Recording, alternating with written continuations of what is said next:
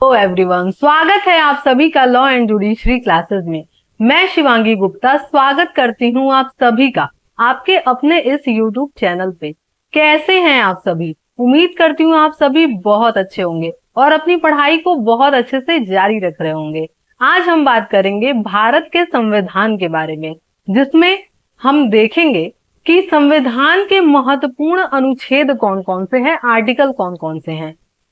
और ये देखना जरूरी क्यों है? क्योंकि ये हर एक कॉम्पिटेटिव एग्जाम में आता ही आता है ना। संविधान जो है वो चाहे आपका यूपीएससी से लेकर के स्टेट पीसीएस हो, चाहे आपके आरओ एआरओ के एग्जाम हो, यूपीएसआई के हो, किसी भी स्टेट के एग्जाम हो, चाहे आप जुडिशरी दे रहे हैं, एपीओ दे रहे हैं, हर एक स्टेट में आपके काम आने वाला है संविधान, है ना।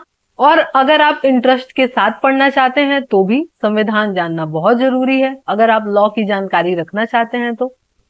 ठीक है, तो चलिए शुरू करते हैं आज के इस लेक्चर को। तो सबसे पहले जब हम लोगों ने पढ़ा था संविधान के बारे में, तो जाना था कि संविधान में कुल कितने अनुच्छेद हैं, है ना। तो कुल कितने अनुच्छेद हैं अगर देखा जाए तो 395, है ना। आर्टिकल आपके कितने हैं? 395 आर्टिकल है ना। ये तो हम लोगों ने देखा था जब हम लोग फर्स्ट टाइम लेक्चर देख रहे थे, तभी जब हम बता रहे थे कि संविधान के कितने भाग हैं, है ना, उसी समय बताए थे कि 395 क्या है, हमारे आर्टिकल हैं। ठीक है, अब सारे आर्टिकल याद करना जरूरी है क्या एक एग्जाम निकालने के लिए? नहीं, जितने काम के आर्टिकल हैं वो हम लोग देखेंगे, वो हम लोग डिस्कस करेंगे और उसको अच्छे से हम लोग याद करेंगे। ठीक है, चलिए तो सबसे पहले हम लोग क्या देखेंगे, आपका आर्टिकल 1, है ना। अब इसमें हम पार्ट्स के बारे में बात नहीं करेंगे, जिसको भी पार्ट्स के बारे में पढ़ना है, याद करना है, मैंने पढ़ाया है बहुत अच्छे से। पहला लेक्चर है हमारा जो इंट्रोडक्शन लेक्चर था, उसमें मैंने बताया था, जाइए जा करके देख लीजिए अगर नहीं देखे हैं तो। ठीक है, चलिए तो सबसे पहले क्या है आपका अनुच्छेद 1, है ना, यानी कि आर्टिकल 1। अब आर्टिकल 1 क्या बात करता है? संघ का नाम और राज्य क्षेत्र। यानी कि इसमें कहा गया है कि भारत क्या है, राज्यों का संघ होगा। यानी कि भारत जो है, यानी कि हमारा जो देश है, वो कई सारे राज्यों को मिला करके एक यूनियन होगा, एक संगठन होगा, है ना। तभी हमारे भारत में क्या है, 28 राज्य और 8 यूनियन टेरिटरीज हैं, यानी कि केंद्र शासित प्रदेश है ना। अब देखा जाए तो ये केंद्र शासित प्रदेश बनाने का उद्देश्य क्या है पीछे? बहुत लोगों को नहीं पता होगा इस बारे में कि केंद्र शासित प्रदेश बनाया ही क्यों गया है जगह जगह पे। वो इसलिए बनाया गया है ताकि राज्य कभी अपना मनमाना पूर्ण काम न करे, है ना। कभी भी अगर केंद्र को लगे कि राज्य मनमाने पूर्ण तरीके से काम कर रहा है, केंद्र सरकार की बात नहीं मान रहा है, अलगाववादी नीति अपना रहा है, या भारत से अलग होने का सोच रहा है, तो इस कंडीशन में क्या करेगा केंद्र सरकार? उस राज्य पे कंट्रोल करने के लिए जगह जगह केंद्र शासित प्रदेश को बनाया गया है। ठीक है, आज क्लियर हो गया होगा और आपको पता चल गया होगा कि केंद्र शासित प्रदेश क्यों बनाया गया है। अगर पता है तो बहुत अच्छी बात है, नहीं पता है तो आज के लेक्चर से आप जान गए होंगे। ठीक है, बताइएगा कि आपको पता था या नहीं। ठीक है, कमेंट बॉक्स में जरूर बताइएगा ये चीज। ठीक है, क्लियर। तो पहला क्या है हमारा अनुच्छेद 1 कि भारत क्या है, राज्यों का संघ होगा, यानी संघ का नाम और राज्य क्षेत्र। ठीक, फिर आर्टिकल 2 क्या है हमारा? आर्टिकल 2 क्या बात करता है? नए राज्यों का प्रवेश या स्थापना। यानी कि ऐसा कोई जगह जो कि भारत की टेरिटरी में नहीं है, उसको भारत की टेरिटरी में शामिल करना, है ना। कि जैसे कि मान लीजिए कि भाई कई तरीके से हो सकता है, या तो आप समझौता करके शामिल करें, जैसे सिक्किम को शामिल किया गया था, है ना, 35वां संविधान संशोधन, है ना, 35वां और 36वां संविधान संशोधन उससे रिलेटेड है, जो संविधान में उसको अपनाया गया था और सिक्किम को एक नया राज्य बनाया गया था, है ना। या मान लीजिए कि कोई युद्ध कर करके हम लोग जीत जाए कोई एरिया, कि भाई पाकिस्तान को क्या करें, खत्म करें और अपने में मिला लें, तो उसको हम क्या करेंगे, एक नया राज्य मान लीजिए बना दिए, तो वो क्या है, अभी तो वो भारत का अंग नहीं है, लेकिन बाद में क्या हो जाएगा, वो भारत का अंग बन जाएगा। तो किसी बाहरी चीज को क्या करना, भारत में शामिल करना, ये कौन बताता है? आपका आर्टिकल 2 बताता है। ठीक, अब आर्टिकल 3 क्या है? आर्टिकल 3 हमारा बात करता है नए राज्यों का निर्माण और वर्तमान राज्यों के क्षेत्र। यानी कि क्या कह रहा है कि भारत में जितने तरीके के एरिया हैं, जगह हैं, मान लीजिए कि अभी जनगणना होने वाली है, ठीक है, अभी जनगणना होगी और पता चलेगा कि भाई इस एरिया में इतने लोग हैं, या नए नए राज्य बनाने की जरूरत है यहाँ पे, या नए जिले बनाने की जरूरत है। तो ये सारी चीजें कैसे होती हैं? आर्टिकल 3 से होती हैं। ठीक है, कि मान लीजिए कि लेट से कि मान लीजिए उत्तर प्रदेश को जो है 4 भागों में अगर बांटा जाए, पूर्वांचल बनाया जाए, है ना, मतलब सपोज दैट, ऐसा हो भी सकता है और नहीं भी, मैं बस एक समझाने के लिए बोल रही हूँ। ठीक है, जैसे कि आपका जो है ये हैदराबाद से अलग होकर के तेलंगाना बना था, है ना, याद आया? तो वैसे ही जो है मान लीजिए कि उत्तर प्रदेश बहुत बड़ा एरिया कवर करता है, मध्य प्रदेश बहुत बड़ा एरिया कवर करता है, अपना राजस्थान बहुत बड़ा एरिया कवर करता है। तो जब जनगणना होगी तो उस हिसाब से डिसाइड होगा भाई, सरकार के ऊपर है कि उनको मन करेगा तो वो क्या करेंगे, कुछ चीजों को या तो समराइज करेंगे, शामिल कर देंगे, इकट्ठा कर देंगे एक में कई राज्यों को, या अलग करेंगे, है ना। तो ये सारे काम, नए राज्य का निर्माण करना, वर्तमान राज्य क्षेत्र में परिवर्तन करना, जैसे कि अभी ये क्या बोलते हैं आपके यूपी से जो है क्या हुआ था, झारखंड, यूपी से जो है आपके उत्तराखंड अलग हुआ था, है ना, बिहार से आपके झारखंड अलग हुआ था, है ना। तो ये सारी भाई राज्य अलग अलग बना था ना, तो वो कैसे बना था? आर्टिकल 3 के अकॉर्डिंग ही बना था। और ये सारी चीजें करने का पावर किसके पास है? संसद के पास है ना, हमारी पार्लियामेंट के पास है। ठीक है, तो याद रखना है कि दोनों जो है संसद को प्राप्त है, चाहे आपके आर्टिकल 2 का हो या 3 का हो, ये दोनों काम करने का पावर किसके पास है? तो संसद के पास है। ठीक है, पार्लियामेंट अपना क्या करती है? ये सारी चीजें करती है। और संसद में जो है कौन कौन होते हैं? संसद में कौन कौन संसद का सदस्य होता है, अंग होता है, बताइए? लोकसभा और राज्यसभा, और साथ में कौन? राष्ट्रपति। तभी तो कोई कानून, कोई बिल वगैरह पास करना है तो क्या होता है, या तो वो लोकसभा में जाएगा या राज्यसभा में जाएगा। कुछ एक्सेप्शन है वित्त विधेयक वगैरह के संबंध में, उस पर हम लोग नहीं जाएंगे, जब हम लोग डिटेल में पढ़ेंगे तब। ठीक है, तो बस बेसिकली एक कॉमन सेंस वाली चीज की, या तो लोकसभा में बिल कोई जाएगा या राज्यसभा में। जब दोनों जगह से पास हो जाएगा तो किसके पास जाएगा? राष्ट्रपति के पास जाएगा। और राष्ट्रपति क्या करेगा? अपने हस्ताक्षर देकर के अपनी अनुमति दे देगा, तो वो क्या होगा? कानून बन जाएगा। ये तो हम लोग बेसिक चीजें जानते ही हैं। जो नहीं जानता है वो मेरे साथ जुड़ जाइए, जैसे जैसे आगे लेक्चर आगे बढ़ते जाएगा मैं बहुत अच्छे तरीके से आपको समझा दूंगी। संविधान बहुत इंटरेस्टिंग है, बहुत अच्छा है। ठीक है, जिसको भी बोरिंग लगता है उसको अब से बोरिंग लगना बंद हो जाएगा, क्योंकि मैं बहुत अच्छे से स्टोरी टाइप्स आपको समझाऊंगी और आपको आराम से क्लियर हो जाएगा सारी चीजें। ठीक है, चलिए इसके बाद हम लोग देखेंगे आपका सीधे आर्टिकल 5। ठीक है, जो कि बेसिकली बात करता है नागरिकता के बारे में, कि नागरिकता कैसे दी जाएगी किसी नागरिक को, है ना, किस किस आधार पे हम नागरिकता ग्रहण करते हैं, कब नागरिकता छिन जाती है ना। और हम बताए थे ये पार्ट 2 में था नागरिकता, जो कि आपका आर्टिकल 5 से लेकर के 11 तक था, है ना। तो ये सारी चीजें हैं बेसिकली, आप इतना याद रखिए कि नागरिकता के बारे में बात करता है बस। ठीक है, बस इससे ज्यादा नहीं, इतना ही आता है एग्जाम में, किसी भी एग्जाम में इसके लिए। हाँ, अगर लिखने के लिए आ जाएगा मेंस के लिए तो वो अलग तरीके से है। ठीक है, और अगर मेंस के लिए आपको पढ़ना है, जुड़ना है, आपके पास इतना समय नहीं है कि आप लेक्चर का वेट करें, तो बिल्कुल जुड़ सकते हैं, पढ़ सकते हैं मेरे साथ। करना क्या है इसके लिए, आपको एक नंबर पे मैसेज करना है, बस मैसेज करिए और सारी इंफॉर्मेशन दे दी जाएगी कि क्लास कब और कैसे चलाई जाती है। ठीक है, नंबर हम बता देते हैं आपको। नंबर है हमारा 7408472680। ठीक है, इस नंबर पे आप मुझे मैसेज कर सकते हैं और मैं सारी इंफॉर्मेशन आपको दे दूंगी कब कैसे क्लास आपको लेना है। ठीक है, चलिए अब एक और चीज, अगर आप अभी तक वीडियो को लाइक नहीं करे हैं, लाइक कर दीजिएगा, चैनल को सब्सक्राइब कर लीजिए। सब्सक्राइब क्यों करने को कह रहे हैं? और क्योंकि जितने तरीके के अब वीडियो डालेंगे वो सारे आपको तुरंत नोटिफिकेशन मिले। बेल आइकन प्रेस करिए ताकि तुरंत नोटिफिकेशन मिले और आप तुरंत जुड़ सके मेरे से, ठीक है। चलिए, अब इसके बाद जो है हम देखेंगे आपका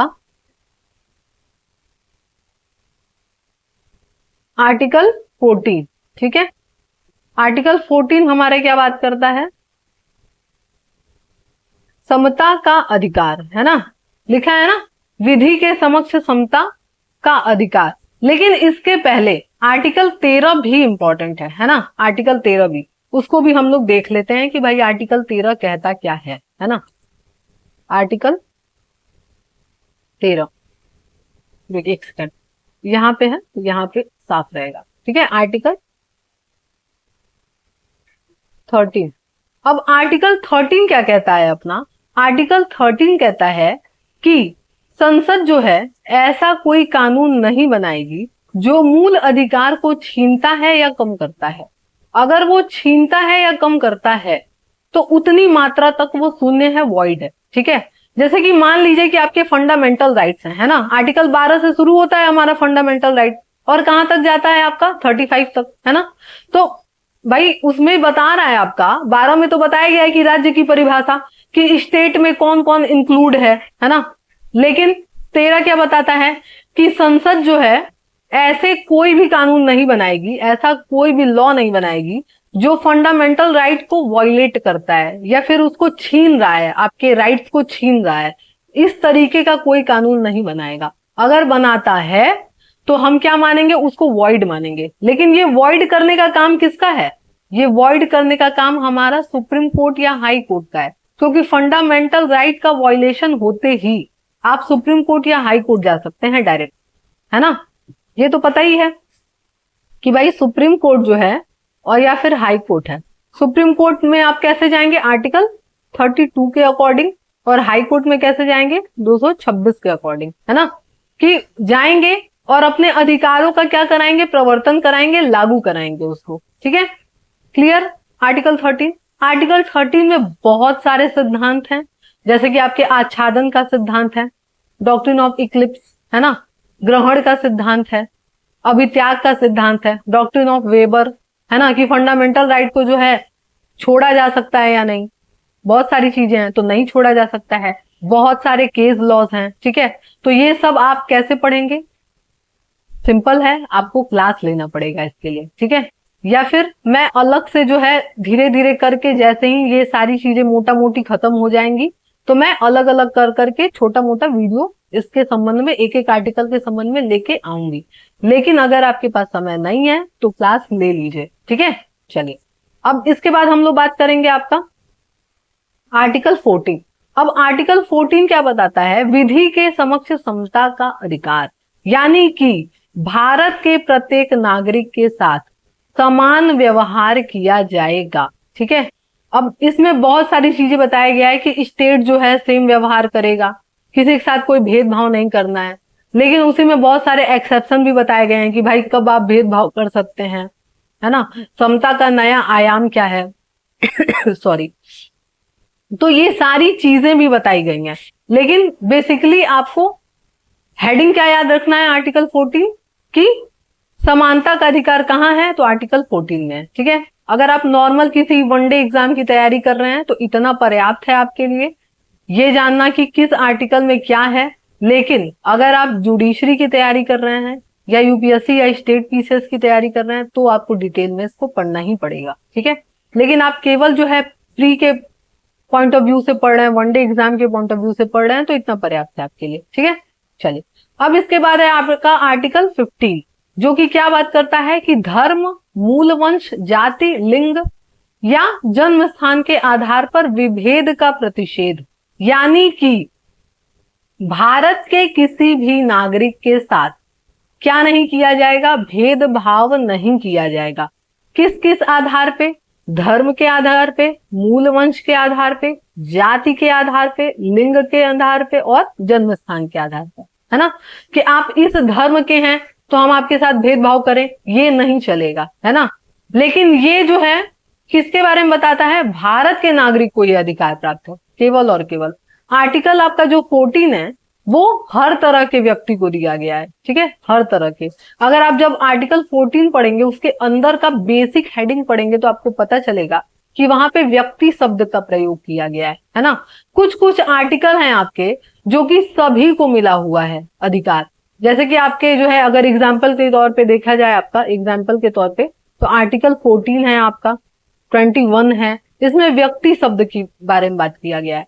तो वहां तो जो है, आप चाहे भारत के नागरिक हो या ना हो, कोई भी हो, आपको क्या होगा, ये अधिकार मिला हुआ है। लेकिन कुछ कुछ आर्टिकल हैं जो कि केवल और केवल भारत के नागरिकों पे ही अप्लाई होते हैं। जैसे कि आपका आर्टिकल 15 है, 16 है ना, कुछ एग्जाम्पल के तौर पे ये सारी चीजें, या आपका जो है आर्टिकल 18 है ना, या फिर 19 है, ये सारी चीजें जो है वो भारत के नागरिकों पे ही अप्लाई होती है, ठीक है। चलिए, अब इसके बाद हम लोग क्या देखेंगे, आपका लोक नियोजन में विशेष विषयों के अवसर की समानता। यानी कि लोक नियोजन यानी कि सरकारी नौकरी में क्या किया जाएगा, सबके साथ समान व्यवहार किया जाएगा। लेकिन ऐसा रियल में होता है क्या, नहीं ना। आरक्षण का कॉन्सेप्ट है ना, रिजर्वेशन का, बहुत सारी चीजें हैं। जब आप डिटेल में इसके बारे में पढ़ेंगे, मैं बहुत अच्छे से बताने वाली हूँ आपको इसके बारे में, और बहुत मजा आएगा आपको क्लास में, है ना। जो बच्चे मेरे से पढ़ते हैं वो जानते हैं ये बात कि मैं कैसा पढ़ाती हूँ। और इतना लेक्चर देखने के बाद आप समझ भी गए होंगे कि आपको अच्छा लगता होगा क्लास, है ना। चलिए, अब इसके बाद जो है आपका आर्टिकल 17 क्या बात करता है, अस्पृश्यता का अंत। यानी कि अनटचेबिलिटी नहीं करेंगे आप, छुआछूत वगैरह नहीं कर सकते आप, है ना, किसी के साथ। अगर करेंगे तो क्या होगा, इसके लिए कानून भी बना हुआ है, ST/SC एक्ट भी है ना। और बहुत सारे कानून है, बहुत सारे केस लॉज हैं, जिसके माध्यम से सुप्रीम कोर्ट ने समय समय पे डायरेक्शन भी दिया हुआ है ना। चलिए, इसके बाद क्या है आपका 18 उपाधियों का अंत। यानी कि पहले चलता था ना, राजाधिराज, महाराज, बादशाह, ठीक है, इस टाइप की चीजें। तो इन सारी चीजों को क्या किया गया है, हटा दिया गया है। केवल हम उपाधि के तौर पे क्या ले सकते हैं, भारत रत्न ले सकते हैं, पद्म विभूषण ले सकते हैं, पद्मश्री ले सकते हैं, है ना, भारत रत्न ले सकते हैं, ये सारी चीजें ले सकते हैं। इसके अलावा कोई उपाधि नहीं ले सकते। हाँ, अगर आपको विदेश से कोई उपाधि लेना है तो इसके लिए क्या करना है भाई, राष्ट्रपति की परमिशन लेनी होगी। राष्ट्रपति परमिट करेंगे तो आप बिल्कुल ले सकते हैं, ठीक है। चलिए, अब आर्टिकल आपका 19 है।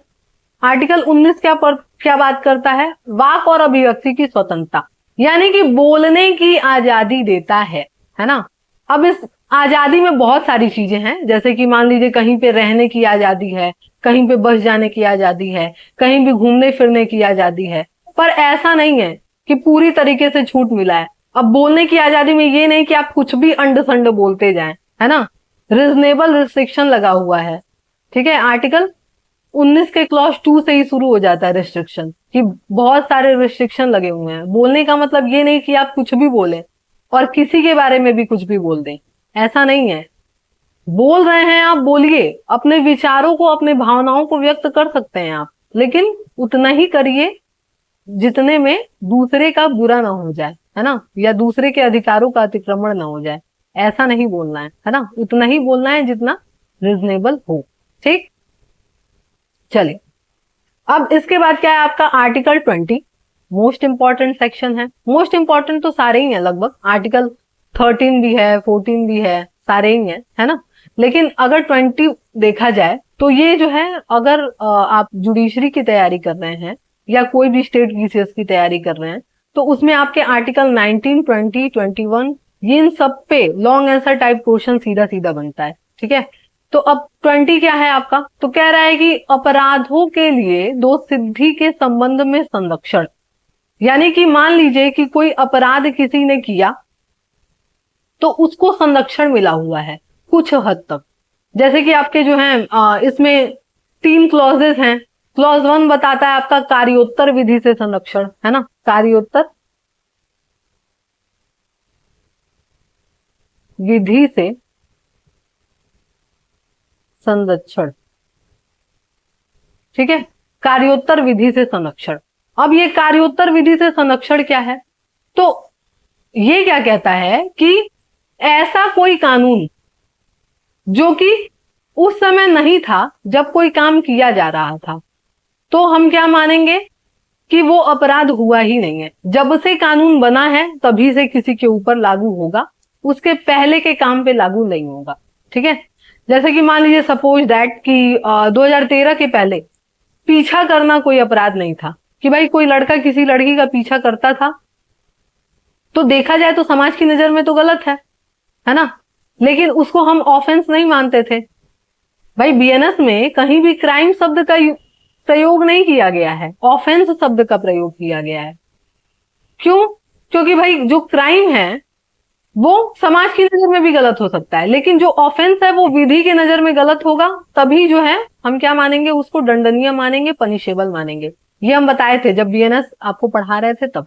ठीक है, तो अगर नहीं पढ़े हैं तो जाइए जाकर के बीएनएस के लेक्चर देखिए। ठीक है, चलिए, तो अब क्या है भाई कि मान लीजिए कि भाई पीछा करना अपराध नहीं था 2013 के पहले, लेकिन समाज की नजर में गलत है, एम्बेरस होती है वो लड़की भाई जिसके साथ ऐसा कुछ होता है, तो देखा जाए तो गलत तो है। तो अब इसका क्या किया जाए, उपाय क्या था? संसद ने कानून बनाया और 2013 के बाद पीछा करना पनिशेबल ऑफेंस हो गया, है ना, स्टॉकिंग करना। और अब तो है ही है, बीएनएस में भी है ये चीजें। तो क्या पहले जितने लड़के पीछा करते थे 2013 के पहले, सबको पकड़ के जेल में डाल दिया जाएगा? नहीं ना, कार्योत्तर विधि से संरक्षण है, यानी कि पुराना आप जो काम करे हैं वो करे हैं, अब से जो अप्लाई हो रहा है इसके बाद आप कर देंगे तो आप पकड़ के जेल में जाएंगे। ठीक है, ये आपका कार्योत्तर विधि। ठीक, क्लियर? चलिए, अब क्या है आपका सेकंड बताता है दोहरे दंड से संरक्षण। दोहरे दंड से संरक्षण, डबल जियोपार्डी। ठीक है, डबल जियोपार्डी यानी कि एक बार किसी व्यक्ति को दोष सिद्ध कर दिया गया किसी मैटर में, किसी मामले में, तो दोबारा उसको उसी के संबंध में सजा नहीं दिया जाएगा। ये आपका आर्टिकल 20 क्लॉज 2 बताता है। ठीक, इसके बाद आपका आता है आर्टिकल 20 क्लॉज 3। अब ये क्या है? तो ये कहता है आत्म अभिशंसन, है ना, कि किसी भी व्यक्ति को अपने ही खिलाफ गवाही देने के लिए बाध्य नहीं किया जाएगा। ठीक है, अब इसमें जो है बहुत सारे सुप्रीम कोर्ट के केस लॉज हैं कि क्या किसी पुलिस अधिकारी के मांगे जाने पे या किसी मेडिकल प्रैक्टिशनर के मांगे जाने पे अपने बॉडी के सैंपल देना, जैसे कि बाल का सैंपल देना, नाखून के सैंपल देना या अपना ब्लड वगैरह देना, ये सब क्या आत्म अभिशंसन के अंतर्गत आता है? ये सारी चीजें जो है सुप्रीम कोर्ट ने हर एक केस लॉज के माध्यम से क्लियर की है। ठीक है, तो अगर आपको इंटरेस्टिंग लग रहा है संविधान तो पढ़ सकते हैं मेरे साथ जुड़ करके। ठीक है, चलिए, इसके बाद जो है 20 कंप्लीट, क्लियर, एक एक लाइन, एक एक चीजें। अब हम आएंगे आर्टिकल 21 पे। मोस्ट इंपॉर्टेंट आर्टिकल है ये हमारा आर्टिकल 21। अब ये क्या बात करता है? आपका प्राण और देह की स्वतंत्रता, है ना, जीने का अधिकार। ठीक है, कई सारे केस लॉज हैं जिसमें पूछा जाता है कि क्या जीने के अधिकार में मरने का अधिकार शामिल है? तो पहले तो सुप्रीम कोर्ट ने बोला था हाँ है, पी रतिराम केस में, फिर बोला कि भाई जीने के अधिकार में मरने का अधिकार शामिल नहीं है। ये किस केस में कहा गया? तो ज्ञान कौर के केस में कहा गया था। और ऐसे बहुत सारे केस हैं, अरुणा राम शान बाग का केस है ना, बहुत सारे केसेस हैं जिसमें सुप्रीम कोर्ट ने समय समय पे बताया सुख मृत्यु क्या है ना, कि ऐसे कंडीशन आ जाते हैं जब किसी व्यक्ति को जो है मरना ही उचित है, इतने वो तकलीफ झेल रहा है। ठीक है, तो बहुत सारी सिचुएशन है जिसमें बताया गया है कि कब जो है आप स्वयं से इच्छा मृत्यु ले सकते हैं, पर बहुत ही डिफिकल्ट क्राइटेरिया इसके लिए। लेकिन अगर आप सिंपल वे में जाएं तो सीधी सी बात है कि जीने के अधिकार में मरने का अधिकार शामिल नहीं है। ठीक है, इसके बाद जो है इसमें बहुत सारे केसेस भी हैं, जैसे मेनका गांधी का केस है, मेनका गांधी वर्सेस भारत संघ का केस है ना, बहुत सारे केसेस हैं इसमें जो कि बहुत ही इंपॉर्टेंट केस है। और बहुत सारी चीजें हैं कि आपके जो है दैहिक स्वतंत्रता में क्या क्या चीजें आती हैं। तो स्वच्छ वातावरण का अधिकार है आपका, अपनी पसंद से विवाह करने का अधिकार है, या फिर जो है कहीं विदेश घूमने जाने का अधिकार है, बहुत सारे एकांत रहने का अधिकार है, बहुत सारे अधिकार हैं जो कि आपको इसमें मिले हुए हैं। चिकित्सा का अधिकार है, निःशुल्क विधिक सहायता का अधिकार है ना, ये सारी चीजें एक एक केस लॉज के माध्यम से सुप्रीम कोर्ट ने बताया है। ठीक है, चलिए अब इसमें बोला गया है कि क्या किसी को प्राण और देह की स्वतंत्रता से वंचित किया जा सकता है? तो आर्टिकल 21 का लाइन है कि विधि द्वारा स्थापित प्रक्रिया के अनुसार ही वंचित किया जाएगा, अन्यथा नहीं। यानी कि किसी को फांसी पर चढ़ाया जाता है तो ऐसे ही नहीं चढ़ाया दिया जाता है। इतने साल का टाइम क्यों लगता है किसी को फांसी पे चढ़ाने के लिए? रीजन क्या है इसके पीछे? रीजन यही है, आर्टिकल 21 है हमारा, कि भाई विधि का एक नियम है कि 100 दोषी छूट जाएं पर एक निर्दोष को सजा नहीं मिलना चाहिए, है ना। और प्रिजम्पशन भी किया जाता है, ऐसा उदाहरण भी करके चला जाता है, ऐसा मान के चला जाता है कि कोई व्यक्ति जो है जब तक उसके ऊपर आरोप सिद्ध नहीं हो जाता वो निर्दोष ही है। इसलिए अभियुक्त हम लोग प्रयोग करते हैं शब्द का, अपराधी शब्द का प्रयोग नहीं करते हैं। अपराधी कब शब्द का प्रयोग करते हैं? जब वो साबित हो जाता है उसके ऊपर। ठीक है, चलिए इतना पर्याप्त है आर्टिकल 21 के बारे में जो मैंने बताया। डिटेल में पढ़ना है तो मैंने बताया है, लेक्चर लीजिए और पढ़िए अच्छे से। ठीक है, और महारथी बनिए संविधान में। ठीक, चलिए अब इसके बाद हम लोग देखेंगे आर्टिकल 21A। अब ये जोड़ा गया है, जो भी यहाँ पे अगर आपको ऐसे दिखता है ना अलग सा A B, इसका मतलब क्या है कि वो किसी संविधान संशोधन के माध्यम से जोड़ा गया है। ठीक है, अब ये किस संविधान संशोधन के माध्यम से जोड़ा गया है? तो आपके 86वां संविधान संशोधन, ठीक है, 86वां संविधान संशोधन से इसको क्या किया गया है? अमेंड कर करके इसमें शामिल किया गया है। लाया कहां से गया है? तो नीति निर्देशक तत्व जो है हमारे डायरेक्टिव ऑफ प्रिंसिपल, उसमें से उठा करके यहाँ पे दिया गया है। ठीक है, चलिए कि भाई 6 साल से लेकर के 14 साल तक के बच्चों को क्या किया जाएगा? निःशुल्क और अनिवार्य शिक्षा दिया जाएगा। और देखा जाए तो ये हमारे मौलिक कर्तव्य भी हैं, है ना। 11वां जो मौलिक कर्तव्य है हमारा, उसको भी तो जोड़ा गया था, है ना, इसी संविधान संशोधन से जोड़ा गया था। ठीक है, चलिए अब जो है 22 क्या है आर्टिकल हमारा? कुछ दशाओं में गिरफ्तारी और निरोध से संरक्षण। यानी कि कब ऐसा सिचुएशन आता है जब व्यक्ति जो है उसको गिरफ्तारी और निरोध से संरक्षण मिलता है। यानी कि अब देखा जाए तो बीएनएसएस में भी ऐसे प्रावधान हैं। जब आप गिरफ्तारी यानी अरेस्ट का चैप्टर पढ़ेंगे, और आर्टिकल 22 भी हमारा बात करता है कि मान लीजिए कि अगर किसी पुलिस अधिकारी ने किसी व्यक्ति को अरेस्ट कर लिया, तो ऐसे अरेस्ट व्यक्ति के यानी ऐसे गिरफ्तार व्यक्ति के क्या क्या अधिकार हैं, कौन कौन से अधिकार उसको दिए गए हैं। तो सबसे पहला अधिकार क्या है कि गिरफ्तारी का कारण जानने का अधिकार है उसको, कि क्यों गिरफ्तार किया गया है ना। अपने पसंद के अधिवक्ता से मिलने का अधिकार है उसको, और अपने घर वालों को सूचित करने का अधिकार है कि भाई हम अरेस्ट हो गए हैं। ठीक है, ये सारे अधिकार, गिरफ्तारी का कारण जानना कि क्यों गिरफ्तार किया गया है, क्या रीजन था, 24 घंटे के अंदर मजिस्ट्रेट के सामने पेश होने का अधिकार है ना। ये सारे अधिकार आपके बीएनएसएस में भी हैं और यहाँ तो है ही है। ठीक है, दोनों जगह ही ये अधिकार है। अब देखा जाए तो बीएनएसएस में क्यों है? क्योंकि भाई कोई भी अधिनियम है, कोई भी संहिता है, वो किससे मान्यता प्राप्त करता है? हमारे संविधान से। संविधान में प्रावधान है और संविधान के अनुरूप है, तभी ये सारे कानून एग्जिस्ट करते हैं। ठीक है, क्योंकि हम बताए हैं आर्टिकल 13 में कि अगर कोई ऐसा कानून बना जो मूल अधिकार को छीनता है या कम करता है तो क्या हो जाएगा? वो वाइड हो जाएगा वैसे ही। ठीक है, तो संविधान के अनुरूप है तो बीएनएस चल रहा है। ठीक है, बीएनएसएस। ठीक है, चलिए अब इसके बाद क्या है?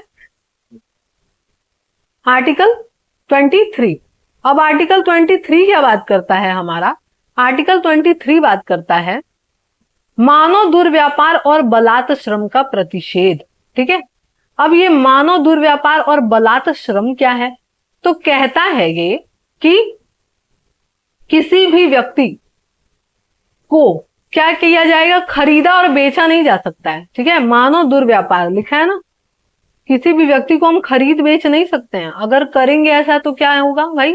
बीएनएस में प्रावधान है, सजा मिल जाएगी इसके लिए। ठीक है, और बलात् श्रम, बलात् श्रम का मतलब कि भाई बेगारी नहीं कराएंगे आप किसी के साथ, कि पता चल रहा है कि आप काम कराते जा रहे हैं, उसको बदले में उतना उचित पैसा नहीं दे रहे हैं, बस काम ही कराए जा रहे हैं।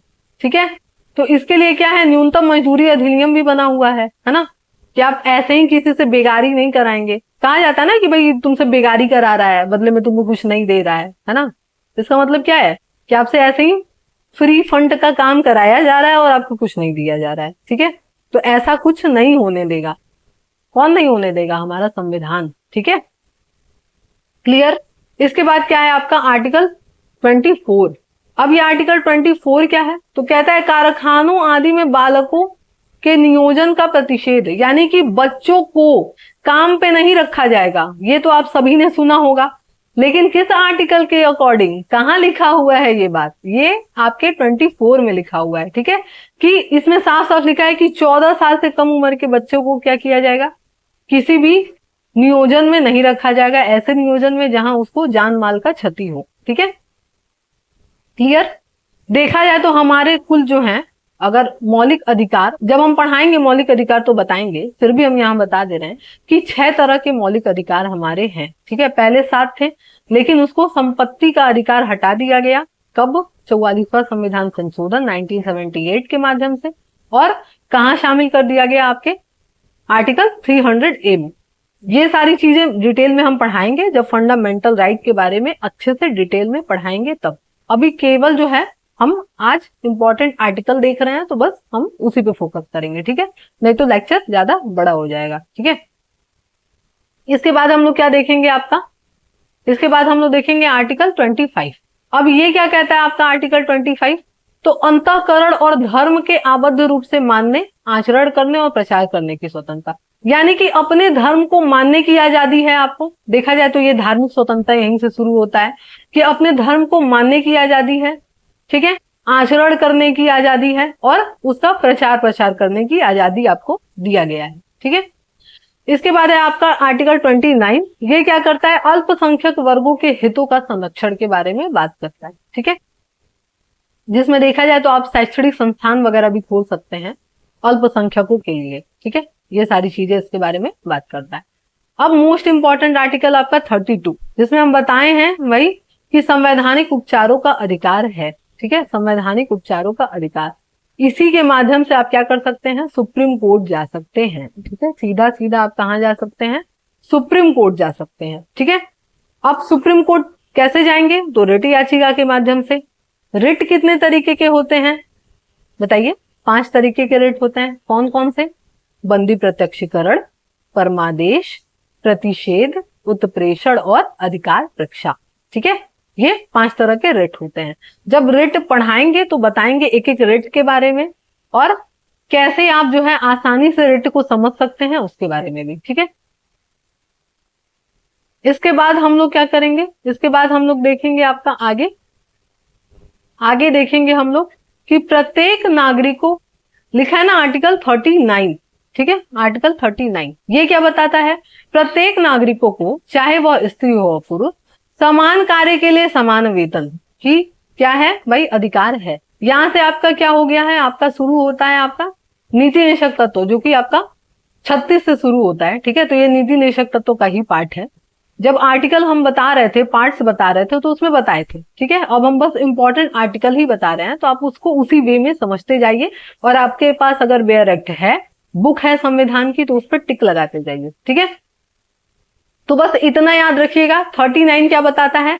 समान कार्य के लिए समान वेतन, चाहे वो स्त्री हो या पुरुष हो, डजंट मैटर, उससे कोई फर्क नहीं पड़ता। ठीक है, इसके बाद आपका 39A। अब बताए थे हम कि भाई इसका मतलब क्या है, इसको बाद में जोड़ा गया है किस संविधान संशोधन से?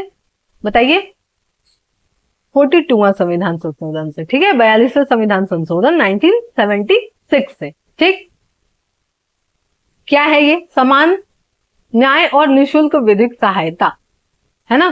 कि भाई अगर आपके पास वकील हायर करने का पैसा नहीं है और न्याय के सामने जो है, न्यायपालिका के सामने सब समान है, संविधान के सामने सब समान है, तो हम क्या करेंगे भाई? समान न्याय देंगे। और भले ही किसी के पास पैसे ना हो, हम क्या करेंगे भाई? उनको निशुल्क विधिक सहायता भी प्रोवाइड कराएंगे। ये कौन, किसका काम है भाई? स्टेट का काम है, राज्य का काम। ठीक है, कि वो क्या करे? प्रत्येक नागरिकों को निशुल्क विधिक सहायता प्रदान कराए। ठीक है, इसके बाद है आपका आर्टिकल 40। ये भी जो है सीधा सीधा आता है, ग्राम पंचायत की स्थापना कहाँ है, आर्टिकल 40 में है, याद रखिएगा, सीधा सीधा, ठीक है। इसके बाद क्या है आपका आर्टिकल 41, ये क्या बताता है, कुछ दशाओं में काम, शिक्षा और लोक सहायता पाने का अधिकार। बस इसको इसी तरीके से याद रखिए इस आर्टिकल को, ठीक है। ये जितने मैं आर्टिकल बता रही हूं उसको उसी वे में याद रखिए। आपको अगर प्री निकालना है किसी भी जगह का, वनडे एग्जाम का हो या किसी भी स्टेट जुडिशरी का हो, एपीओ का या किसी भी स्टेट पीसीएस का एग्जाम हो, तो आराम से आपके निकल जाएंगे अगर आप बस ये की पॉइंट याद रखेंगे। देखिए आर्टिकल याद करने का सिंपल सा तरीका होता है कि पहले आप उसके की पॉइंट याद करें, बाद में अंदर जाएं, ठीक है। क्योंकि भाई अगर जो है आपको तैरना सीखना है तो सबसे पहले क्या सीखना है, आपको पानी में छलांग लगाना पड़ेगा, उसके बाद ही तो आप जाएंगे गहराई में। वैसे ही आर्टिकल याद करना है तो सबसे पहले आप क्या करेंगे, उसके की पॉइंट देखेंगे, उसको दिमाग में बैठाएंगे, उसके बाद क्या करना है, अंदर गहराई में जाना है, ठीक है। इसके बाद क्या है आपका आर्टिकल 44 क्या बताता है, समान नागरिक संहिता, है ना, यानी एक समान सिविल कोड, है ना, यूनिफाइड सिविल कोड कहां कहां अप्लाई हुआ है बताइए, पता है, गोवा में और उत्तराखंड में ये बन चुका है, ठीक है। कि कोई भी जो है आपके फैमिली लॉज नहीं होंगे, अलग से आपका कोई पर्सनल लॉज नहीं होगा, समान नागरिक संहिता बन जाएगा और सबके पास सबके समान जो है, एक समान जो है सबके ऊपर क्या होगा, अप्लाई हो जाएगा, ठीक है। इसी को हम क्या कहते हैं, समान नागरिक संहिता, ठीक है। इसके बाद हम लोग क्या देखेंगे आपका आर्टिकल 45। आर्टिकल 45 क्या बात करता है हमारा, 6 वर्ष से कम आयु के बच्चों के लिए क्या किया जाए, देखभाल, बाल्यावस्था में देखभाल और शिक्षा का प्रावधान किया जाए। जो 6 साल से कम उम्र के बच्चे हैं, 6 साल से लेकर के 14 साल तक का कहां था बताइए, आर्टिकल 21A में था, है ना, हम लोग पढ़े थे, तो उसको रिलेट करके याद रखिएगा, याद हो जाएगा, ठीक। इसके बाद है आपका आर्टिकल 48A। अब 48A क्या बात करता है, पर्यावरण का संरक्षण संवर्धन, ठीक है, यानी कि पर्यावरण बचाने के बारे में बात करता है। ये किस संविधान संशोधन द्वारा जोड़ा गया, तो 42वां अमेंडमेंट द्वारा, ठीक है, 42वें संविधान संशोधन द्वारा, याद रखिएगा, ठीक। इसके बाद क्या है आपका आर्टिकल 50 क्या बात करता है हमारा अनुच्छेद, कार्यपालिका से न्यायपालिका का पृथक्करण। शक्ति पृथक्करण का सिद्धांत जानते होंगे आप लोग, कि कौन दिया है भाई, मॉन्टेस्क्यू का शक्ति पृथक्करण का सिद्धांत था कि भाई सरकार या फिर देश चलाने के लिए स्तंभ क्या है, 4 स्तंभ हैं। तो बेसिकली देखा जाए तो मोटा मोटी 3 स्तंभ हैं आपके, कार्यपालिका, न्यायपालिका और विधायिका, और तीनों को जो है स्वतंत्र रूप से काम करना चाहिए, बिना एक दूसरे में हस्तक्षेप किए हुए किसी के अधिकारों में। इसीलिए जो है क्या किया गया है भाई, हमारे संविधान में भी बताया गया है कि कार्यपालिका से न्यायपालिका का पृथक्करण हो, ठीक है, और कोई किसी के अधिकारों में हस्तक्षेप न करे। ये कौन बताता है, आपका आर्टिकल 50 बताता है, ठीक। 51 क्या बताता है हमारा, अंतरराष्ट्रीय शांति और सुरक्षा की अभिवृद्धि, यानी कि आप क्या करेंगे भाई, शांति और सुरक्षा बनाए रखेंगे अंतरराष्ट्रीय स्तर पे। ये कौन बताता है हमारा, आपका आर्टिकल 51, ठीक। इसके बाद हम लोग देखेंगे आपका 51A। ये क्या बताता है, मूल कर्तव्य के बारे में बताता है, ठीक है, फंडामेंटल ड्यूटीज के बारे में। कितने हैं फंडामेंटल ड्यूटीज बताइए, 11। किस समिति के सिफारिश पे हुआ था, स्वर्ण सिंह समिति के सिफारिश पे बताए थे हम। कौन से संविधान संशोधन से जोड़ा गया था, 42वें अमेंडमेंट से, और 11वां कब जोड़ा गया था, 86वां संविधान संशोधन से, ठीक है। ये सब बेसिक चीजें हैं जो कि आपको याद रखना है और याद रखना ही चाहिए, ठीक है। हाँ, इसके बाद हम लोग देखेंगे क्या आपका भारत का राष्ट्रपति, ठीक है। इसके बाद हम लोग देखेंगे भारत के, ठीक है। अब भारत का राष्ट्रपति तो क्या कहता है आपका आर्टिकल 52 कि भारत का एक राष्ट्रपति होगा, ठीक है, आर्टिकल 52 हमारा ये बात बताता है, ठीक। 55 क्या बताता है कि इसके निर्वाचन की पद्धति, कि राष्ट्रपति को कैसे निर्वाचित किया जाएगा, इसके संबंध में प्रावधान करता है, ठीक है। जब हम राष्ट्रपति के बारे में लेक्चर लेके आएंगे तो उसको डिटेल में बताएंगे, ठीक है। अभी बस इतना जान लीजिए कि किस आर्टिकल में क्या चीजें हैं, ठीक। फिर 57 क्या कहता है कि राष्ट्रपति जो है पुनः निर्वाचन की पात्रता होती है, कि एक बार राष्ट्रपति को अगर निर्वाचित कर दिया गया है तो वो दोबारा भी निर्वाचित हो सकता है, ठीक है। बताइएगा मुझे कि लगातार जो है 2 बार निर्वाचित होने वाले राष्ट्रपति कौन थे। ठीक है, ये चीज आप मुझे कमेंट बॉक्स में बताइएगा। ठीक है, इसके बाद हम लोग क्या देखेंगे भाई राष्ट्रपति के बारे में। राष्ट्रपति पद की योग्यता क्या क्या होनी चाहिए। ठीक है, तो राष्ट्रपति पद की योग्यता के बारे में कौन बता रहा है, हमारा 58 आर्टिकल। ठीक, फिर 60 क्या बताता है कि राष्ट्रपति जो है उसके शपथ के संबंध में बताता है कि कौन उसको ओथ दिलाएगा। तो आप जानते ही होंगे कि सुप्रीम कोर्ट का चीफ जस्टिस है ना, मुख्य न्यायाधीश भारत के, वो दिलाते हैं शपथ, है ना। उसके बाद क्या है, महाभियोग। ये मोस्ट इंपॉर्टेंट आर्टिकल है जो कि राष्ट्रपति के संबंध में पूछा ही जाता है कि राष्ट्रपति पर महाभियोग का आर्टिकल कौन सा है, किस आर्टिकल में ऐसा प्रावधान है। तो आर्टिकल 61 में ऐसा प्रावधान है। ठीक है, इसके बाद हम लोग देखेंगे आर्टिकल 66। ये बताता है उपराष्ट्रपति के निर्वाचन के संबंध में कि उपराष्ट्रपति को जो है कैसे निर्वाचित किया जाता है। इसके बारे में कौन बताता है, आपका आर्टिकल आपका 66 बताता है। इसके बाद हम लोग क्या देख रहे हैं, इसके बाद हम लोग देखेंगे आपके आर्टिकल 70। ये क्या बताता है, अन्य आकस्मिकताओं में राष्ट्रपति के कृत्यों का निर्वहन। यानी कि कभी ऐसी सिचुएशन आ जाए कि राष्ट्रपति जो है अपने पद पे न रहे किसी कारण से, या उनके ऊपर जो है महाभियोग ला करके हटा दिया गया हो, या उनकी मृत्यु हो गई हो, या किसी कार्यवश कहीं वो चले गए हो, है ना, या वो बीमार पड़ गए हो, कोई भी कंडीशन, कोई भी आकस्मिक, है ना, जो कि जो है कोई सोच नहीं सकता था, इस टाइप की चीजें अगर हो जाती हैं तो उस कंडीशन में उनके काम को कौन करेगा, तो पता ही है उपराष्ट्रपति करते हैं। ठीक है, इसके बाद क्या आपका 72, ये भी मोस्ट इंपॉर्टेंट आर्टिकल है आपका, क्षमादान। राष्ट्रपति जो है पार्डन करने की शक्ति है कि भाई न्यायाधीश का काम तो है सजा देना, लेकिन होता क्या है 15 अगस्त और 26 जनवरी को क्या करता है राष्ट्रपति, कैदियों को रिहा करता है। ठीक है, अब रिहा करने के पीछे रीजन भी है कि अब भाई जेल में पता चले कि लोगों को ऐसे ही भर के ही छोड़ दिया जाए तो पता चलेगा जेल कम पड़ जाएगा, है ना। तो इसलिए क्या किया जाता है, जो भी अच्छा आचरण करता है जेल में रहते हुए, उनको देखते हुए राष्ट्रपति क्या करते हैं, समय समय पे ऐसे लोगों को क्या किया जाता है, क्षमादान वो देते रहते हैं। ठीक है, जो भी दोषित व्यक्ति होते हैं उनको। ठीक, अब है आपका 74 क्या बताता है हमारा, राष्ट्रपति की सहायता और सलाह देने के लिए मंत्री परिषद। ठीक है, क्योंकि बताया गया है कि भाई राष्ट्रपति क्या है, नामात्र का क्या है, हेड है, पता ही है।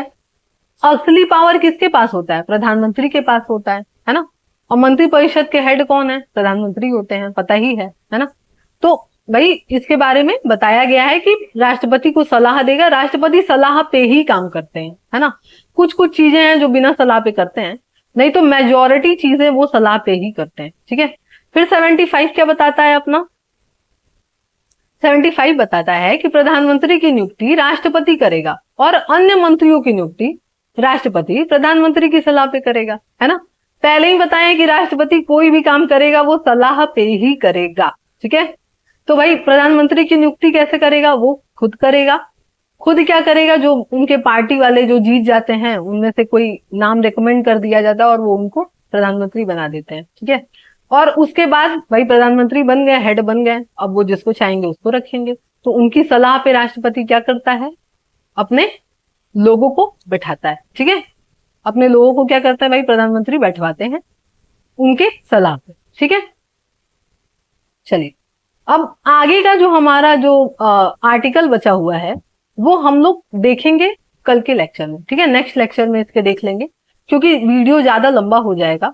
और आप लोग का भी जो है देखा जाए तो एक सामान्य मनुष्य जो है वो 45 मिनट तक ही फोकस कर पाता है, तो वीडियो ऊपर जा रहा है, इसलिए मैं 30 मिनट्स के ही वीडियो बनाती हूँ ताकि आप आराम से बिना बोर हुए, वैसे तो बोर नहीं होते होंगे आप मेरे क्लास में, फिर भी वीडियो जो है ज्यादा बड़ा हो जाता है तो प्रॉब्लम होती है लोगों को देखने में, इसलिए मैं उतना ही वीडियो लिमिट में ही बनाती हूँ जितना आप एक बार में फोकस करके देख सकते। ठीक है, तो चलिए फिर अब इसको यहीं पे रोकते हैं। नेक्स्ट क्लास में जो है नेक्स्ट पार्ट में इसको पूरा कवर कर लेंगे हम, जितने आपके महत्वपूर्ण अनुच्छेद हैं उसको। ठीक, तो चलिए फिर उम्मीद करते हैं आपको लेक्चर पसंद आया होगा।